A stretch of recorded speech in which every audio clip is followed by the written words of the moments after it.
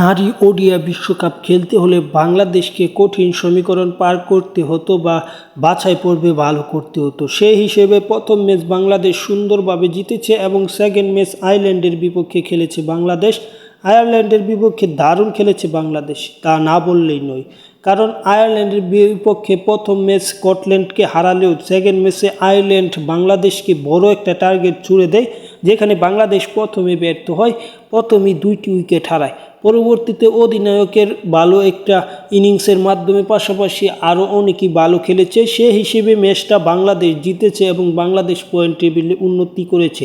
সেই হিসেবে বাংলাদেশের মূলত সবচেয়ে বড় যে বাধাটি হচ্ছে, সেই বাধা হিসেবে থাকছে আমি মনে করি ওয়েস্ট ইন্ডিজ এবং পাকিস্তান। যদি অন্তত বাংলাদেশ পাকিস্তানকে হারাতে পারে এবং কোনো ছোট দলের কাছে না হারে, তাহলে বাংলাদেশের সামনে বিশ্বকাপ খেলাটা তেমন কঠিন কোনো ব্যাপার না। এবং বাংলাদেশ ওয়েস্ট ইন্ডিজকে হারানোর সামর্থ্য রাখে এবং ওয়েস্ট ইন্ডিজের গড়ের মাঠে তাদেরকে হারিয়ে এসেছে।